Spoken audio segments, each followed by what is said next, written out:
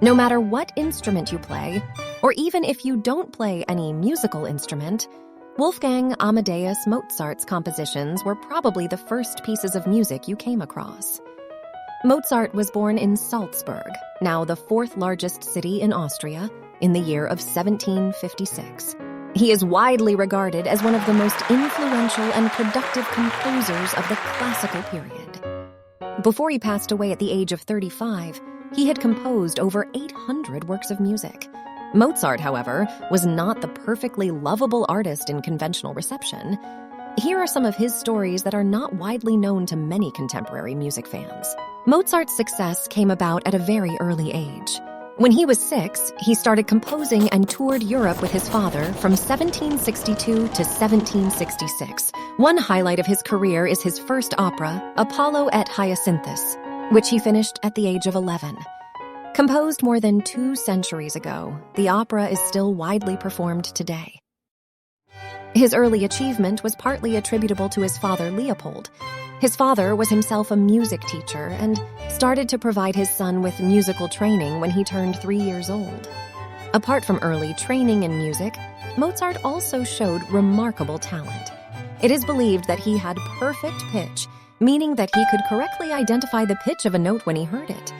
He also had an eidetic memory, which enabled him to memorize a large quantity of sounds in great detail. It's like a photographic memory for music. Rumor had it that he once wrote down the exact score of a full-length piece of classical music after only listening to it once. Just like many highly acclaimed artists and geniuses, Mozart was quite stubborn, and quite a lot of people found him arrogant and offensive. During Mozart's time, most musicians were employed by royalty or nobility and were oftentimes treated like servants who would have meals in the kitchen. Mozart was no exception, but he did not act like an underling. He once demanded separate payment for concerts he gave that were not stated in his contract. At a high society function, Mozart surprised the guests by openly having a conversation with a Russian ambassador, an act that servants were not allowed to do. When he was criticized for his insolence, he, of course, refused to apologize. As a result, he was dismissed from his position and evicted from the house, despite his father's attempt to smooth things over with the Prince Archbishop. Apart from being criticized for his pride, Mozart was known for being an extreme fusspot, someone who worries about a lot of things that are trivial.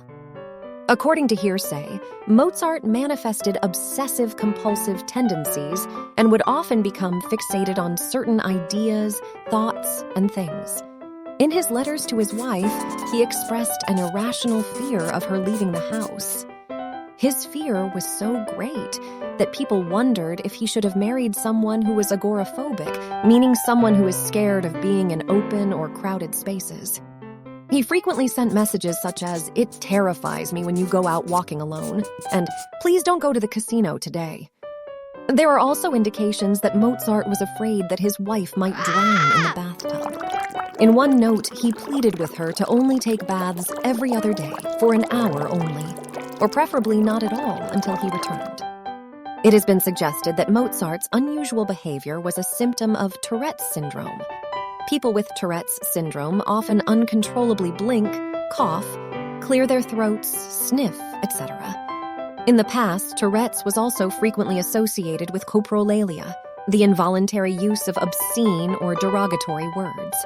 The real Mozart was actually quite different from the eccentric but lovable composer portrayed in 21st century popular media. According to accounts from his brother-in-law, Joseph Lang, Mozart was fond of mixing vulgar language with his divine musical ideas. Other family members also reported that Mozart showed signs of Tourette's syndrome. For instance, Mozart was known to repeatedly touch his lips with a napkin, make grimaces, and play with things near him. He also struggled with impulse control, often making inappropriate jokes without being aware of the consequences. Despite being very successful early on, Mozart struggled with money problems. Mozart's wealth, or the lack thereof, is often a subject of debate. Some historians suggest that he was mostly in comfortable circumstances, whereas others claimed that he led a life of poverty. But one thing is certain: he could not manage his finances very well. Mozart made 10,000 florins a year, which would place him in the top 5% of wage earners of his time.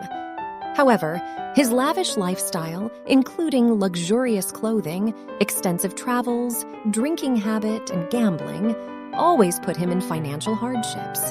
There were also reasons beyond his control that exacerbated his money problems. During Mozart's time, there was a preference for Italian composers like Antonio Salieri, so his music wasn't always in high demand. Despite the instability of his income, Mozart did not cut his expenses. He continued to live extravagantly. For instance, he sent his children to boarding schools and kept servants. As a result, his debts continued to pile up. Even after his death in 1791, his wife Constanza took years to pay off his debts by selling his manuscripts and hosting memorial concerts. Mozart was a complex and fascinating composer whose musical legacy still influences music to this day.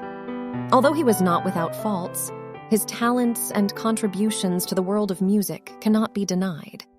These lesser-known stories should serve as a reminder that even the most talented and successful artists are not perfect, and it's crucial to recognize and learn from both their achievements and mistakes. Which of Mozart's compositions have you played or enjoyed the most? Tell us by leaving a comment below. If you like this video, consider subscribing to Donut Witchcraft. We can't wait to produce more videos for you. See you soon!